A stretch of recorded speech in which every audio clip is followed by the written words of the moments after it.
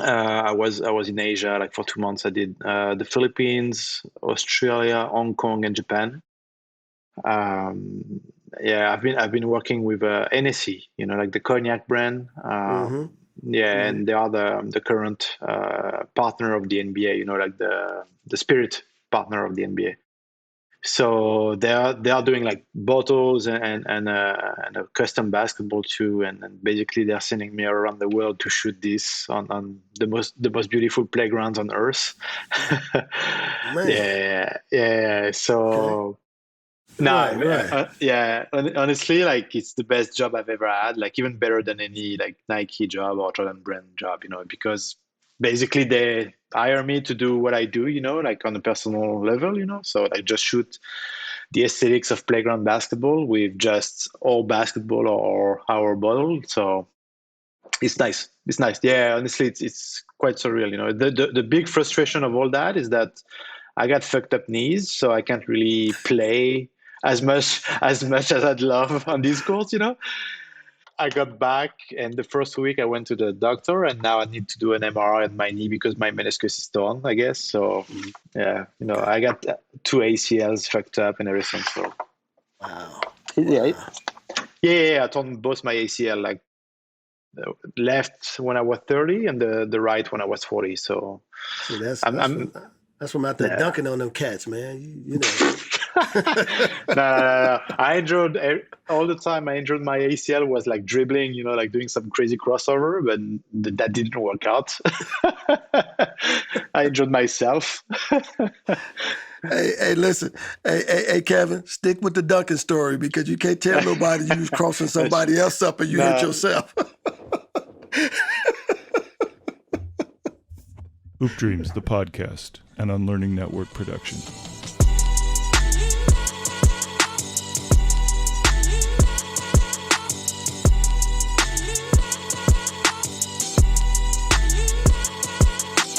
Joining us today on the Hoop Dreams podcast is a native of Nantes, France, a true fan of the game, the basketball game. That's what we're talking about, and the culture that surrounded it.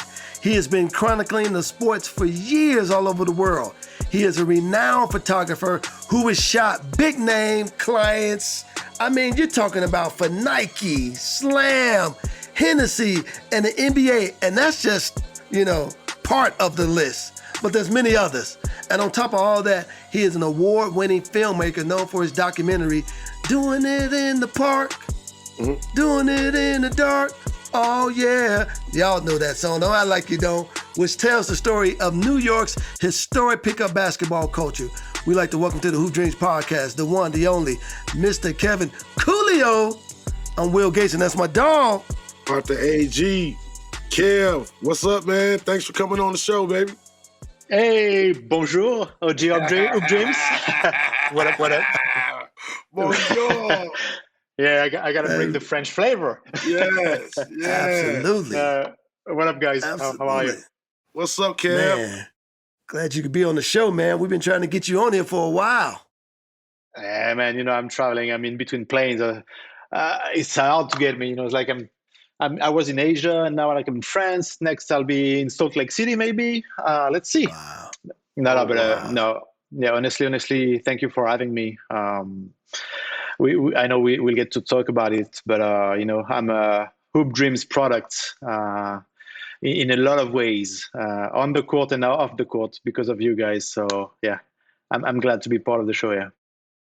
Speaking of on and off the court, before we get into asking you any questions, you got to tell Agee the story you was telling me earlier, man, about your knee injury, how, you was dunking in the layup line and, you know. Yeah, the people that really know me don't know I can dunk. But no, no. Yeah, I mean, you guys know that's like our game is based on explosivity. Like you know. Yeah. So no, I honestly like injured my knee when I was 30 years old. So I tore my left ACL on a Sunday morning pickup run in NYC, indoors. Yeah, and a year and a half ago, I tore my right knee at 40 years old on a Sunday morning Oh, pickup run in oh, Paris. oh. So, I got the New York City Paris connection right there on my knees. On your knees. But the sure thing is that I'm not playing pickup on a Sunday morning again. Okay, okay, okay. We'll take that, man. We'll take that. Yeah. Agee, I was telling him, man, he should stick with the dunk story because that sounds so much better, man. Yeah, yeah. Well, well, before we'll ask you your first question, I'm gonna let everybody know if you've ever seen a picture of me and William on a basketball court and us back to back, it's the most recent one we took together. Well, that's iconic. Kevin is the one who shot that. We was in Memphis doing a film festival, and that's where we met. That's where we met Kevin at. And they had renovated a Memphis court, an outdoor court out there. And Kevin and his buddy, we went over there and took some pictures. So Kevin is the one that did that iconic photo of me and your boy. Yes, sir. No, Which yeah. is excellent. That picture is still like crazy right now. Hey, we got to do the same one in Chicago, though. Oh yeah. But but it was quite amazing. I think it was 2014. Yep. 2014. Yeah. Yeah. So our friend Dan Peterson, who runs this nonprofit called Project Backboard and is currently renovating courts around the US, he's the one who invited Bobbito and I to screen Doing It in a Park alongside you guys, and the crazy thing is that I had my photos printed on the backboards that were put on this park he renovated. Yeah. Meeting you guys and learning that you guys didn't really add these meetings together for a while, that you were like living in different cities and everything. To me, it was like quite amazing. So like I'm so happy that I got these photos of you, but we definitely need to do like the same one in Chicago. Yeah, gotta recreate. Oh, recreate. absolutely. That's what so many people are gonna learn today in this show, man. Just every place you've been and all the things you have done. So let's jump right into this thing because we know this is the Hoop Dreams podcast, but this really is Kevin's podcast today. So take us back, man, to your hometown in France and Nantes, and tell us a little bit about the city and the neighborhood and what was it like growing up there. Yeah. So I'm from the west coast of France, a city called Nantes, which could be a twin city of Seattle in the US, I guess, in terms of size and what it represents for the country. A really nice city, like 45 minutes away from the beach. So I grew up, I was raised by my mom and my older brother. My brother David was 4 years older than me. And basically, he's the one who put me onto basketball. We had like a club at 5 minutes away from our home where my brother was playing basketball. My brother is a lefty. And he took me one night to a training and with one of his friends, and I basically like fell in love with the game. I was 6 years old. Never had any experience previous that, in terms of accessibility or seeing basketball. I didn't know what basketball was. But I fell in love with the game. And since then, I never stopped playing basketball. So my brother did like 4 years of basketball in a club, but he went on skateboarding, and he became a pro skateboarder. So he was one of the top 5 skateboarders in France in the 90s. And I was basically living with this young pro skateboarder in an era where skateboarding was still like a niche sport. But still at 16 years old, he was like traveling around the world to compete against all the famous guys from the US, like the Eric Costin, all the guys who were like street skateboarders in the 90s. Like my brother would cross them, like on contests around the world. So, and he had like sponsors and was like getting free shoes and free skateboards. And so it was like quite interesting to grow with an older brother being pro in a sport, and on the parallel, I was playing basketball in a club environment, like in Europe, you grew up playing club basketball. I grew up club basketball and until I was like 12 years old, when I got my first like playground basketball experience. I went to we have a beautiful park in my hometown in Nantes, which is like surrounded with trees, and you have like a skate park, and you know, like it's really like peaceful vibe. And I grew up there, like, you know, spending my time training in a club, and each time I had like some afternoon free, I would go in the park, you know, playing with my friends. And the beautiful thing about growing up there and the playground is that my friends were coming from all around Europe and Africa. And sometimes we had guys from the US, you know, like some expats. But the guys I grew up with were coming from Ivory Coast, Cameroon, Senegal, you know, like, Wow. yeah. So I grew up with freaking athletes, honestly, like guys who were like so athletic and had like game, you know.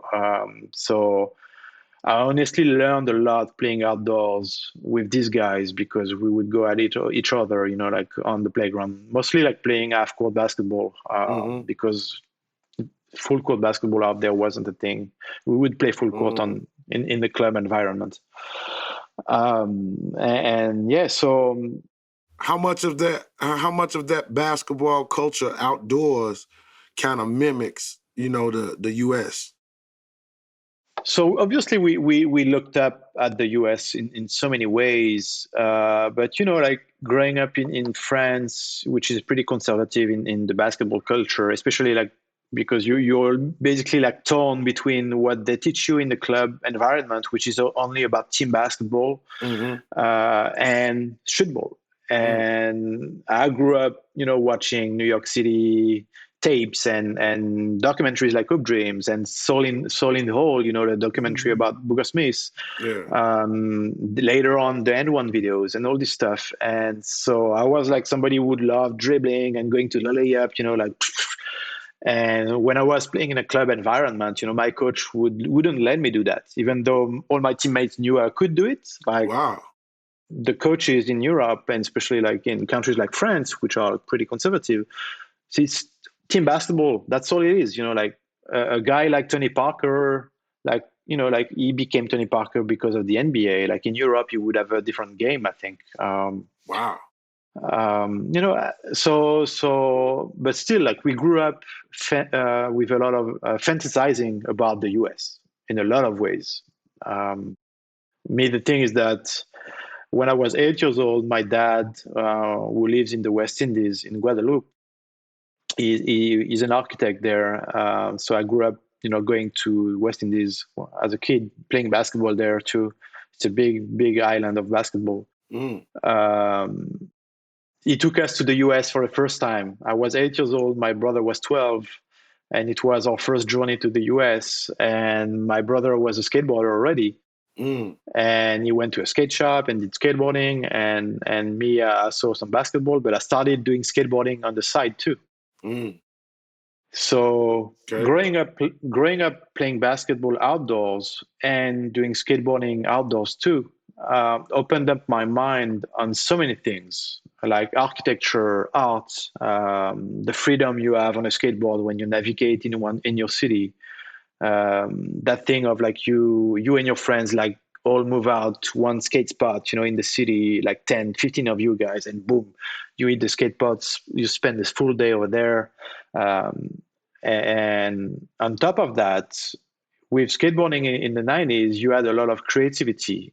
You have like guys with cameras, video cameras, photo cameras, because the whole industry was based on filming your friend to create like sponsor me videos and send them to brands to get sponsors, you know? Right. Yeah, or get publications in magazines, which is unheard of in basketball. Like we wouldn't go to the park with a cameraman to say, "Hey, do a photo of me so I can get a Nike deal," you know? Right. So yeah, in skateboarding it worked that way. So we were always surrounded with guys creating content, you know, and so early 2000s, my brother gave me a camera, and I started like basically replicating what I saw in skateboarding in basketball. Like I got really influenced by skateboarding photographers and the way they frame the way they frame the photos. It's like it's always more about architecture than the athlete itself. Mm-hmm. Because like they'll see a beautiful bench on a building at the bottom of a building, and that's a nice skate spot. And photographers usually in skateboarding, like they all compose their shot with architecture. And when I was looking at a playground, I felt that an empty court was as beautiful as a beautiful landscape or a building, and Right. especially us ball players, the special relationship we have with the hoop itself, and the court, like. So I studied photography with that thing in mind, is trying to bring to lift up the aesthetic of playground basketball. I want to ask you, Kev, and really this is just a follow up to Arthur's question in the culture. How did you guys get access to like American basketball? Because I just remember even in the 90s coming up, it's common now to hear, like you say, about a Tony Parker or and other guys from, other countries coming to America to play now. But how did you get, because I don't remember, and I don't know if you did, Agee, but we didn't have a connection with like hearing about overseas players, from the States to France. But how did you guys get that information? So the thing is that it was pretty tough to get access to basketball in reality, because we had magazines. Like we had like the good thing of France, the market was good. So, and basketball was in the trend in the 90s. So we had access to like magazines, monthly magazines or weekly sometimes. And there was an NBA broadcaster, Canal Plus, which still is, not anymore, but was the historic NBA broadcaster in France. We had a great commentator and everything. But the thing is that it was an expensive channel to get. Like the subscription was really expensive, and my mom couldn't afford it. So personally, I didn't grow up watching the NBA really, like not until I was a bit older. But as a kid, we had like the Michael Jordan Come Fly With Me, Airtime, and Playground videos. And all these NBA entertainment videos, like the NBA Superstars 2, like all these, like the one on the small guys, like.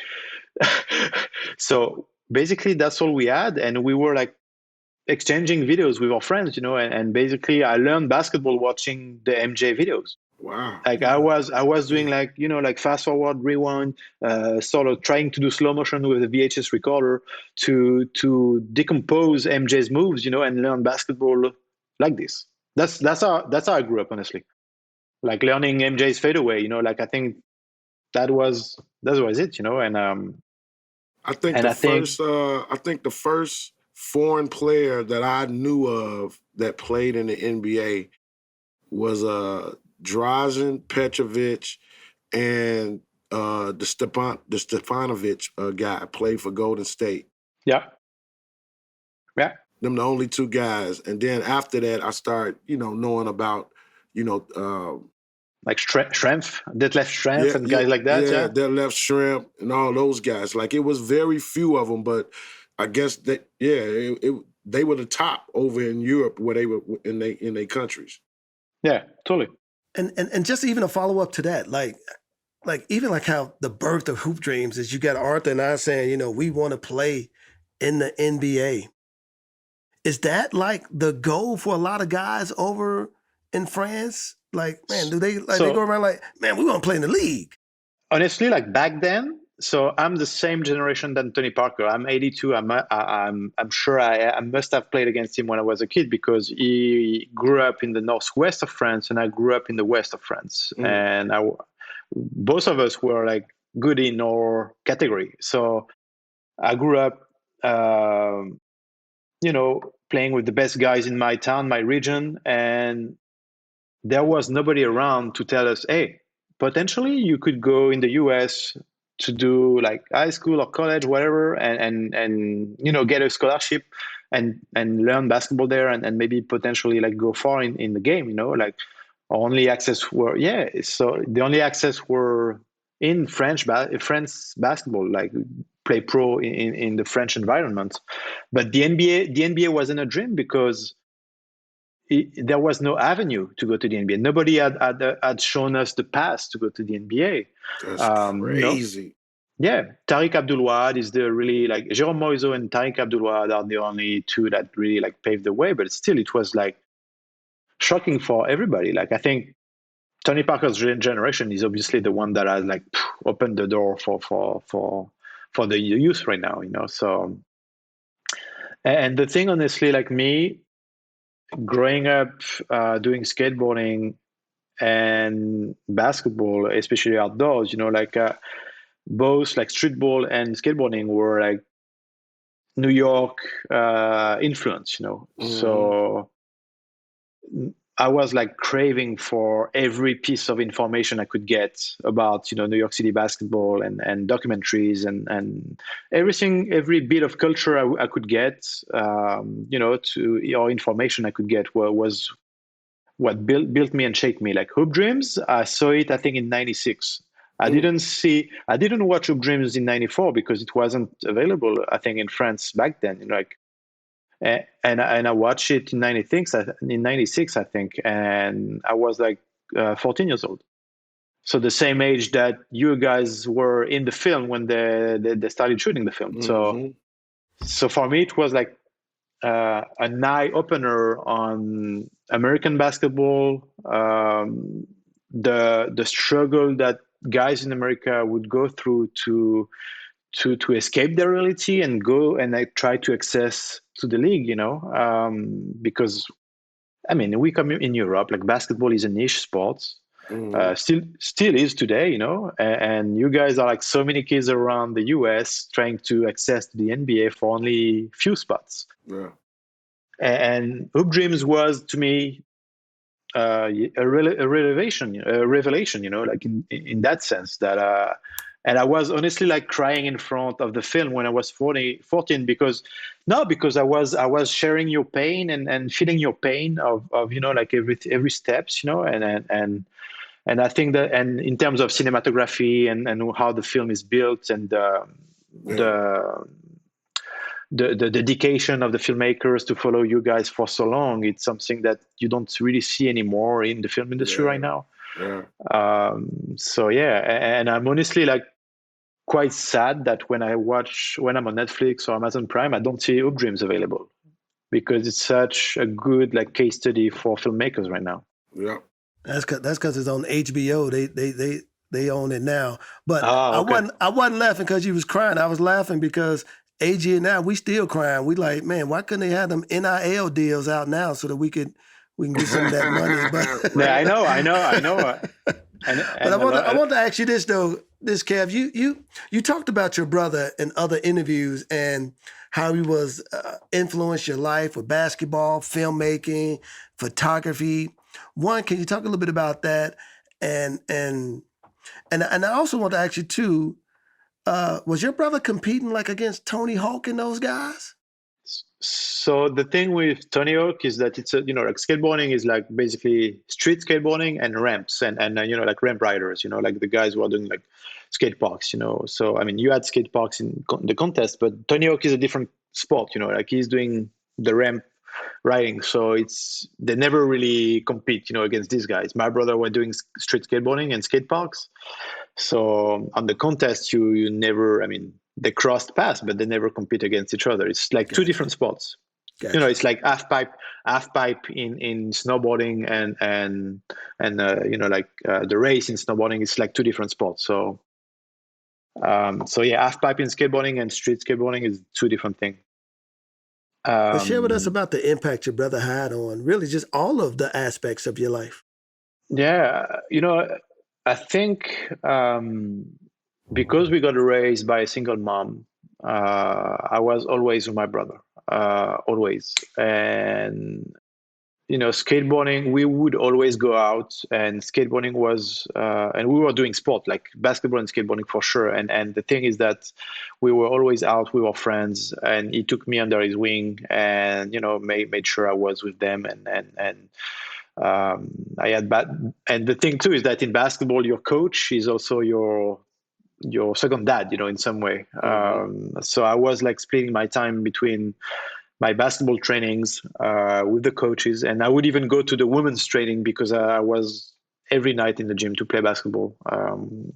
Yeah, and with skateboarding, I would find something different, something that would open my mind on a lot of things, and seeing your brother being so dedicated in one sport, achieving so much and traveling so young, getting sponsorships. And plus, the thing is that he started doing video as a filmmaker, at 16 years old too. So he had like VHS recorders, filming everybody in the city, all the skateboarders, and making mixtapes of that. At 16 years old already, like he was like destroying our VHS recorders because he was doing editing in the living room. Wow. So basically, you grew up with somebody who was like productive, like doing stuff as when he's still a kid. Wow. And obviously for kids today, it's way easier because with a smartphone, they can edit their own videos and everything is like so instinctive for them. But back then, to take a camera, put the tape in VHS recorders, editing, with tapes, like it was such a workshop, like a real workshop we had in the apartment. So I think, and me as a kid, I was playing video games and playing basketball, doing skateboarding, but I always felt guilty because he would always like say, "Hey, what are you doing playing video games? Like, you're wasting your time. Like, well, it's what the fuck?" And I think this played a lot on my mind too. Growing up, seeing my brother always being active. Yeah, and so it influenced me a lot and built me and is a reason why I'm doing what I'm doing today, I think. Hey, Carl, when he gave you that camera, how long was it before you start finding your own style? Wow, that's a good question. You know what? The first photos I've ever shot with that camera. So that's a good story. So he gave me the camera in 2003, I think. The first photos I did were of my friend Hervé, a dunker, a guy who was like he's from Ivory Coast, massive like bounce and super aesthetic, like like he's like sort of a Jamoran style aesthetic, like boom, somebody like super flexible. He would dunk on anybody. And I did a photo of this guy, and I sent it to Bounce magazine in New York City, which was founded by Bobbito Garcia. They had an email in the for the Reader's Corner, and I sent the photos to the Reader's Corner, and Bobbito replied to me and said to me, "Oh, it's amazing, great photo. I'm going to publish it in Bounce magazine." Wow. And and issue number 2 of Bounce magazine, like Bobbito published my email and the photo. That's amazing. Yeah. Do you still got that magazine? Yeah, of course. Yeah, obviously. That's amazing. And the thing too, which is weird with Bobbito, is that we knew him before this email because Bobbito, being such an activist in New York City subcultures, we saw Bobbito in skateboarding videos. Like there was like a Zoo York video, like I think it was like industry section, they call it, in 411 videos back then. And Bobbito had like a cameo on a playground where he was dribbling, like doing like spin moves and stuff like that. And so we knew Bobbito from a lot of, and for a lot of reasons. And when I sent the photo to him, he published it. And the summer after, I would go to New York City and I met him for the first time. That's how the story started with Bob. Wow. That's pretty dope. That's pretty dope. That really is.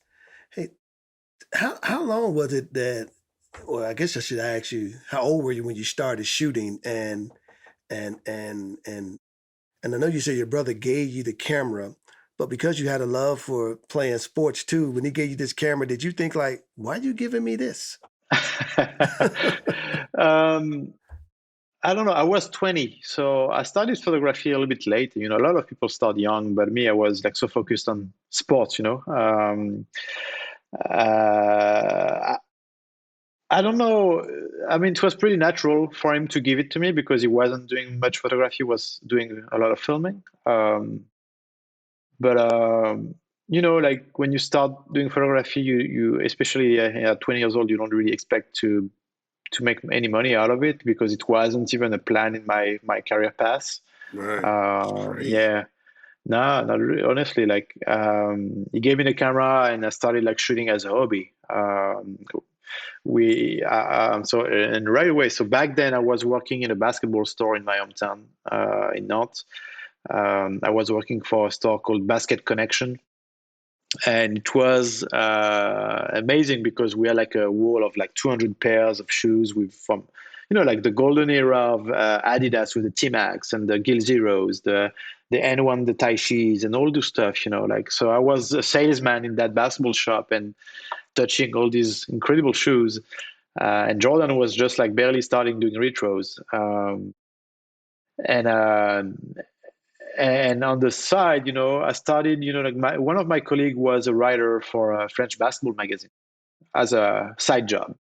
Mm. And talking with that guy, like it motivated me to say, hey, I'm working in a basketball shop. I'm on a playground all day. I got a camera.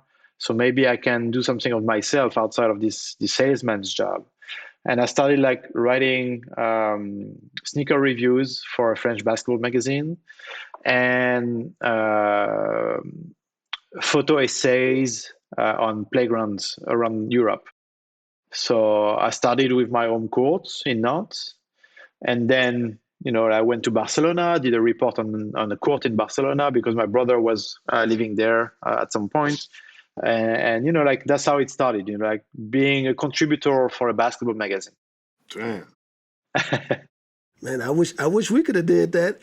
Because man, first of all, okay, I'm just thinking like, okay, you get a camera, but to have the foresight to say, I'm gonna start here in my neighborhood, start shooting some courts, start shooting some like you're talking about innovation, man. Just to even, because I've seen basketball pictures, but I've never seen photos like yours, Kev. Like that's next level. That's next level. Hey, let me ask Kev this. Kev, do you remember in the 90s? Uh-huh. And I say about 93, and sometime in the Slam magazines and a few of the basketball magazines, do you remember this brand? And it's from Munich, Germany. Yeah. K1X. I have a special relationship with K1X. Yeah. So yeah, because when I was working in that basketball store, I worked in the store like for 3 years. A French guy who was distributing K1X came to the store saying, okay, I just signed that brand and I need people to work with me to develop the brand in France and Belgium. Mm. And boom, right away, my colleagues say, hey, Kevin is your guy. He's all about that kind of brand. Like he's a product of, of playground basketball. So, and back then N1 was fading away a little bit, and basically I got the job with the distributor, moved to Paris and became the sales and marketing manager for K1X in France and Belgium. Wow. Yeah.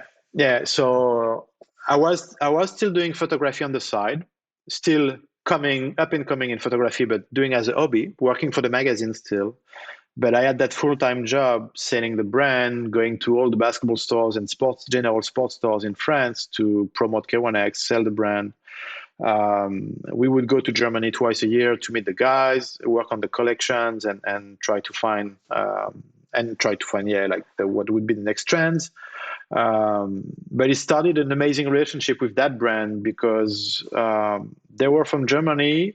They were ball players. I mean, they are ball players, and they are like a great vision on American basketball and the outfits, and I think the apparel they were doing were like way more qualitative than N1. The shoes weren't as good as N1, but the vision they had was on point. Like they would go to New York City to shoot their collection books, which I eventually did with them a few years after. they had like this cool vision, and they were all about New York City streetball, which was pretty cool Yeah. for a German brand. Yeah, they was But to me they was like the overseas and one, and if I'm not mistaken, uh, they had Ron Artest promoting their stuff for a minute. yeah, Mm-hmm. yeah, Mm-hmm. totally. They had Ron Artest. They had a few guys from New York City. They were never saying to anybody that they were from Germany, Oh because yeah, yeah, they nah, didn't. because it's Wow. quite, yeah. I think it's, but I mean, you know how tough it is to develop a brand in Europe Yeah, for it to work in the in the US. I U.S. think Yeah, it's, like if you want to start a brand, you got to start in New York City to me. right. But no, Absolutely. so yeah, I worked with K1X until 2009, Mm. and AG, do you have a then pair of those? No, I didn't. But I used to see they ads in the back of the Slam magazines all the time, and I used to see just New York. They was affiliated with with New York. So I was like, yeah, damn, this a nice little brand. So I would check their website out, and like he said, they clothes wasn't basketballish. It was more yeah, casual totally, basketball, like totally, like you know what I'm saying. Like you could go from the court, to a dinner or something. You know what I'm saying? It yeah. was that kind of gear. Totally. And they had a great thought process behind each collection. Like they would basically take cultural references to build up the collections. I remember one collection was all about the barbecue vibe, another one was about the NWA inspiration. So, and they Hmm. would try to stick with these concepts, that was like related to American culture throughout the lines, and I think they had a lot of they had good taste and good like culture too. Like they loved hip hop and basketball, so they knew what they were doing. Yeah, they still around too. Yeah, totally. Hey, Kev, what was that moment like? AG and I, we always ask this question to guys, like, in terms of basketball reference, we'll say, man, who's the guy that you had to beat to know that you would, that this was what you were supposed to do? I want to ask you, what was it that when you looked at this particular photo, you said, okay, this is the one. I'm supposed to be doing this. For What money. shot was that? uh, uh, you know what, the thing is that I never really, I mean, I had like some influences that are mostly like uh, journalists or reporters that basically focused on basketball at some point, or did books, like these old school photographers that shot New York City playground basketball. I think I was looking up to these guys like the Rick Telander, and a lot of guys that we used in doing it in the park in the archives, because they were documenting playground basketball in black and white in the 90s, either in Chicago or New York. I think I was basically super inspired by that. And on the other side, I was inspired by Slam magazine, obviously, because I would see a guy like Atiba Jefferson, who would come from skateboarding culture and try to use like photography techniques that are coming from skateboarding in basketball. And I remember in one special shoot he has done with Desmond Mason back then, using a fisheye on a playground in Seattle, that was beautiful, like super inspiring. And since I grew up with skateboarding influences and these like documentary photographers from New York City, um, I tried to bring that, I think, in my work. Um, the reality too is that I grew up in France, and the image of French basketball we had was like so poor in terms of aesthetic. The jerseys were ugly. Like you had like these ugly sponsors everywhere. The wooden floor was ugly with sponsors everywhere. The lights in the gyms were bad, and the French basketball magazines weren't sexy at all. Mm.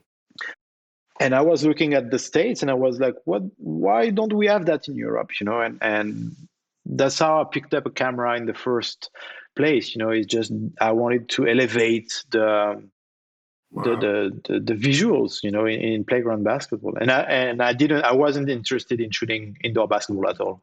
Wow. Uh, yeah, Hey, you know yeah. what? It's so funny, Will. I don't know if it's me or have y'all seen this?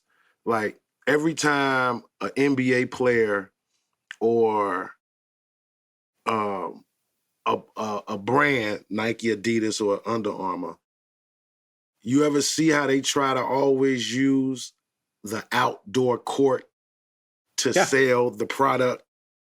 It's almost rarely never indoor in the gym, on an NBA court. It's rarely to sell that product. They always use an outdoor court or that player on something on an outdoor court. I was like, wow.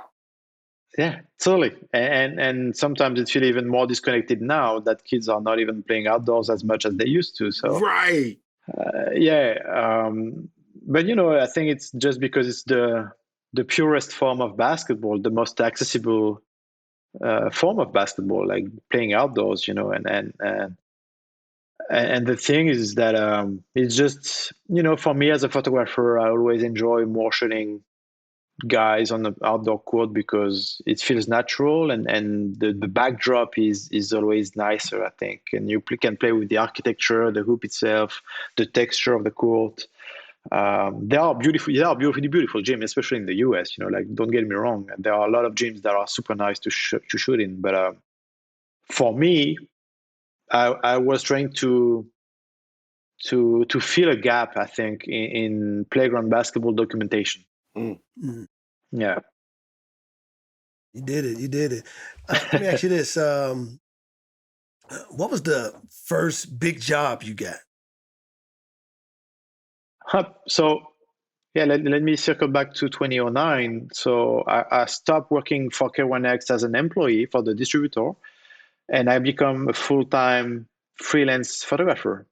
And I basically quit that job, bought a camera, went to New York City for 3 months to experience my dream of New York City streetball. Like, because before that, I would go to New York City there for 2 weeks, for 3 weeks, just to get a sense of the city. But then I spent 3 months in 2009 in New York City to play outdoors with my friends and try to play on tournaments and shoot photography, and the guys from K1X knowing that, they told me, hey, we have this amazing beat that just got out that we'd like to use for a campaign. It's Heart and Soul of New York City from Red Cafe and Pit Rock. They sent me the track and they told me, hey, we want to shoot a summer of streetball in New York City. Would you be down to film? And that's what I did. Like, for the 3 months I was in New York City with my girlfriend, we would go to Together We Chill in Spanish Harlem. We would go to West Force. We would go to Fireball in Brooklyn. We would go to so many different tournaments and spend time, Lower Manhattan Classic too, in the city, to shoot like pure streetball, and I was maybe the only white dude, like on the court, like shooting with my Canon 5D back then, and I was French, so it was even more special for me because my English was okay, but not as good as now. And, for a Frenchman to go, spend every night in Spanish Harlem when guys are smoking weed and drinking, but they're on the court, trash talking the players, like the intensity of it all, it's like, it was one of the best summer I had, honestly. And so basically, and on top of that, you got paid for it from the guys who you just stopped working for. Ain't that exactly. some shit? Will, how that happened? Who stopped working for a company? I'm so stunned by Kevin's career because every level, something amazing happened. Like, his brother gives him a camera, then he starts working for, the gym shoe company. It's like everything just keep plugging itself in. Now he's in New York City and they just like, hey, Kev, you're out there. Listen, right. Can you just, no, like, honestly, who that happens to, No, honestly, it feels quite surreal. A lot of things were like, the stars were aligned in a lot of ways, and I owe these guys from Germany, like K1X, a lot because they basically gave me the opportunities to do these creative projects, even if it wasn't a lot of money. The fact that I was able to to use them as a pretext to be on these courts and shoot playground basketball every night, like shoot like Kareem Reed, like doing crazy passes, like world premiere, all these playground guys, who are like so exciting to watch, and so we did the film, and the film got out early 2010, like maybe in January or February. And Bobbito sees the film, like he watches the film, like, and he has like a small cameo in the film. It's like a short, like, you've seen that film? Yeah. Yeah, okay. And Bobbito watches it and basically sends me an email right away. Hey, Kev, we've got to do a documentary about, like the game of 21 in New York City. We have to work on something together. He was like so excited because he was watching Heart and Soul of New York City like every day. And I got a lot of feedback from the basketball community about this short film, Everybody is like, even now and then, like people say, hey, I still watch it like every month or every once in a while, it's like pretty cool. I'm the goat of my era. I've been a trending topic. I'm as fly as a feather. My pockets macroscopic. See, with time I get better. I'm always in the action, kid. Know I got it locked from Chicago where the toughest live. Concrete jungle, earn my stripes on the pavement there. You make it here, then you can make it anywhere. No comparison. Your game is embarrassing. No one can touch me. I'm all for going there again. Yeah, I think I'm ballin' like I'm Will Gates. I'm hoop dreaming, trying to fight against a sealed fate. More faith, think I'm ballin' like I'm Martha Agee. I'm box office and one day they gon' have to pay me. Yeah, I think I'm ballin' like I'm Will Gates. I'm hoop dreaming, trying to fight against a sealed fate. More faith, think I'm ballin' like I'm Martha Agee. I'm box office and one day they gon' have to pay me. Hoop Dreams the podcast, an Unlearning Network production. Written and produced by Arthur Agee, Will Gates, Matt Hoffer, with audio engineering from Matt Savage. For more episodes, check us out at www.unlearningnetwork.com. Gotta be a dog to survive in this cold weather. Ice in my veins, no need for a warm sweater. I'm coming for it all, best believe I won't let up, yeah. Hey, I think I'm ballin' like I'm Will Gates. I'm hoop dreaming, trying to fight against a sealed fate. More faith, think I'm ballin' like I'm Martha Agee. I'm box office and one day they gon' have to pay me. Yeah, I think I'm ballin' like I'm Will Gates. I'm hoop dreaming, trying to fight against a sealed fate. More faith, think I'm ballin' like I'm Martha Agee. I'm box office and one day they gon' have to pay me.